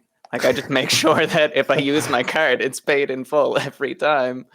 If I don't have the money to do that, I can't buy the thing. Like it seems like a very simple rule to have to keep me out of like these stupid situations. I just like that this is getting memed. Like the reaction to this was massive in terms of people, because so many people, it's the problem is as well too. It's one of those jokes that's so obvious that everyone and their mum tries to make the same joke. And you're like, the first time it's funny, but after the 50th guy does his little, it's the Big Short, haha, with burritos, you're just kind of like, bloody Jesus. Like you could have just left it at the first 49 people who already said it. But even if this is not going to create the next financial meltdown, I just feel like it's an indictment of the state of the economy, that this is where companies are reaching to try and generate more. Because this is like a if it's an interest-free loan spread out over time, that on its face is a losing proposition to the company offering it. That's economics. So why are they doing this? It's to like tempt in more. It's like a gambling model, it's kind of like first one is free, we get them in the house at the roulette wheel and then we make money on the drinks that they buy once they're addicted. It's the same thing. If you're going to be making, the follow-up to this will be you get your burrito spread out over 4 weeks because you couldn't afford it over one week. But the idea will be, but now you have more quote unquote money to spend on eating out, right? So now you're going to get DoorDash 4 times as frequently because you're not going to understand that the rest of the bill is going to come due in the future, or there's going to be an upsell somewhere in it, right? I don't know. It's just, the preying on the average financially unsavvy person is getting to insane levels. But that's where we are in 2025. So hopefully crypto can save us from this mess, or at least BCH can. I don't know about crypto, but we'll see. We'll see. All right, message to the community. Getting towards the end of the show here. George, you know how it goes. What does the BCH community need to hear? I think I already spoke a bit about that kind of stuff. Let's see. Well, I guess just keep building stuff and Stay optimistic. BCH. Try Bugs.cash, right? Yeah, play Bugs.cash. And if people do it and they try it, they can obviously send you feedback and everything, right? And I'm sure you're... there's a Discord channel. You can see it on the game on the front page at the bottom somewhere. There's a link to a Discord. So there's a place to log bugs. Yes. And give feedback and stuff. Amazing. Okay, all right. Shout out to our FundMe contributors. I will be starting another FundMe, but I haven't got around to it yet. So we're just giving credit to previous round, Majamali Marcelo, founding father, Molecular, the show we love, Erdogan Talk, economics writer, Milton Friedman, at Cash Stamps, Keep Calm and Bitcoin Cash, and Emergent Reasons. Please experiment with new ways to get you, Fiendish, Callisti in front of some serious media spotlights. And then we have the supporters. Thank you to our donators. Thank you to our patrons, Ricky and HP. Thank you to our sponsors, General Protocols. Check out bchbull.com. Start guide, FAQ, and links are at bitcoincashpodcast.com. If you're new, listen to episode 85 and try Selene Wallet at selene.cash, which you can use with Bugs.cash and sweep the funds that you have earned just by you just use the scan button and just scan the QR code on that cash out or withdrawal screen, and it will just put the money straight into your wallet. That integration was a big deal at the time we did it, but it still works beautifully. Okay, final shout outs. Where can people find more of you and anything else you want them to pay attention to, George? More of me. I guess I have that Twitter account. I think it's at Kreeflever. And how do you spell that earlier for the? Okay, Kreeflewer. Okay. It's crayfish liver in Afrikaans. Perfect. And that Discord channel that I just talked about, which you can find on Bugs.cash, https:// Bugs.cash. And shout out, that colleague of mine that I talked about, or ex-colleague that also worked on the game, he actually has some other projects as well. He worked on glimpse.cash, where you can upload videos and get people to pay in BCH to view them. And you can also do some free streaming from there. You can do streaming via glimpse.cash. So check that out. And like I said earlier, shout out to Jabber and Devin, who and David Shattuck, and you. I think you guys all donated some BCH to the faucet. And if you like the project and you see the reserves are low, just donate some. That would be appreciated. Keep it running with lower amounts is fine. That way I can't drug you either. And I think that's it. Thanks for having me on the BCH podcast. No, I really enjoyed it. Jet, do you have any shout outs this week? When I sat down to do this show, I had one in mind and I was like, I better not forget. I've forgotten. All right, brilliant. We'll save it for next week then. And my shout out goes to, I didn't realize glimpse.cash was still up. I know it had been around a while ago, but you can go on there. Add them back on the block size limit. You can watch feeding wild animals. Like, it's just sometimes like kind of funny to see what the internet turns up here. Full Metal Panic looks like some kind of anime that I don't know anything about. Who Killed Bitcoin? That's a banger. That seems like that's uploaded there too as well. So check out glimpse.cash. Seems like a bit of a little bit unmaintained recently, but it still exists, and maybe it'll find its feet a few more people checking it out. Maybe we should put some of the podcast episodes up there. I think as well he too. fixed up some things there recently as well. I don't know exactly what it is, but yeah, I saw him booking some changes into the repo. We've got a shared repo. All right. And yeah, my shout out to Blockspace Media as well for hosting the wannabe BCH conference. I cannot wait to check out those VODs and possibly review some of them on the show. We'll see. We'll see what happens. We'll see if BCH gets a mention or if it auspiciously doesn't. 2025 has been a pretty good year for BCH so far, so loving it. All right, thank you all for listening. Till next time.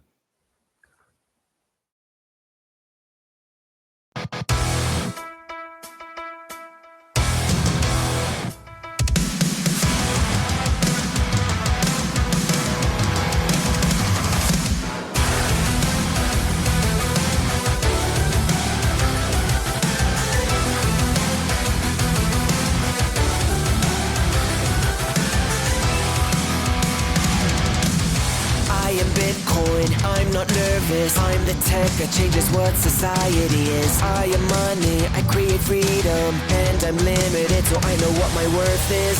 I don't ask how high the fee is, I don't open verifiable blockchain. Hashes and transactions I find in my process. I simplify what I'm handed, I trust what's commanded. But under the surface, I feel berserk like a keyboard warrior that's suddenly wordless. Under the surface, was Satoshi ever like, yo, I don't wanna fight big banks. Under the surface, I'm pretty sure I'm worthless if I can't be of service.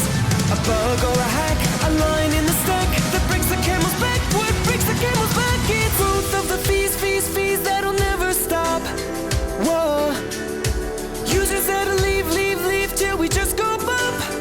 Whoa, give it to BCH, their blocks got bigger, and all we got was this damn ticker. Who am I if I can't scale with the bull? If I fall to payments that are slow, and they just won't go. Whoa, fees that'll grow till it's ready to blow.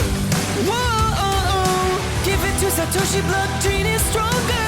See the users throw away the dollar. Who am I if I can't verify it at all? If I falter under the surface, I hide my nerves and it worsens. I worry a central chain will hurt us. Under the surface, the miners will leave. They need fees, lighting will kill this. Under the surface, I think about the white paper. Can we somehow preserve it?